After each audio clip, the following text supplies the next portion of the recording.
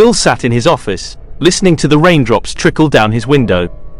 He sat at his desk in silence, something he constantly did around this time, poring over the extensive case spread out across its oak base. His empathy had led him to take this case, but he had no idea it went this deep, almost reminding him of his old days as a detective. He still remembered the moment it landed in his desk, the silence of his office momentarily shattered by sounds of uncontrollable sobbing. It was a woman, her blonde hair messy and her demeanor screaming unkempt, and she held a picture of a little girl in her arms, almost like she was afraid that it would fly out of her hands if she let go. "Please, you have to find my Susie. I know she's still out there," the woman yelled, Phil's face contorted in sadness.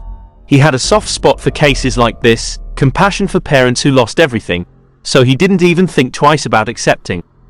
Now he sat here, piling over every little detail in order to find anything that could be a clue. Susie was only 8 when she went missing, and he still remembered how her disappearance rocked the town of Hurricane. She wasn't the only one, as 5 innocent children disappeared that day, with no one knowing where they went or who took them.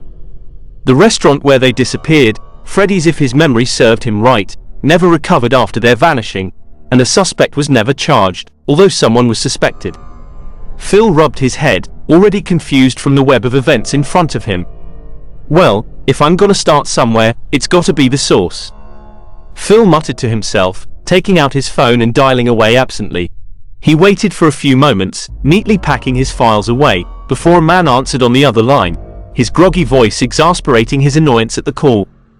"Hayes, didn't I tell you not to call me about cases at this hour?" The man groaned, Phil chuckling to himself. "Sorry Coulson, this couldn't wait. I need to know the address for a location." Phil answered as Coulson groaned again, the sound of rustling and a computer turning on echoed from the other line. "Alright, what's the location?" Coulson asked as he typed away on his laptop. "Freddy Fazbear's Pizza," Phil answered, the sound of typing immediately ceasing. A moment of silence was exchanged between the two men before the typing resumed, Coulson's breathing becoming shallow. "I gotta ask Phil, what's a guy like you want with Freddy's?" "That was a decades-old case, probably not even worth your time," Coulson said, Phil raising an eyebrow in response.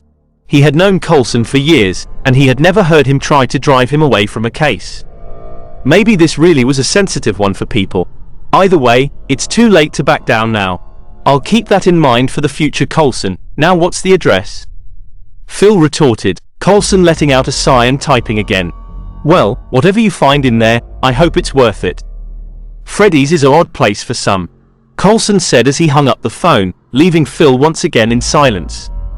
He looked at the address and rubbed his head again, folding the case file into his briefcase and putting on his coat. This was looking like an interesting case already,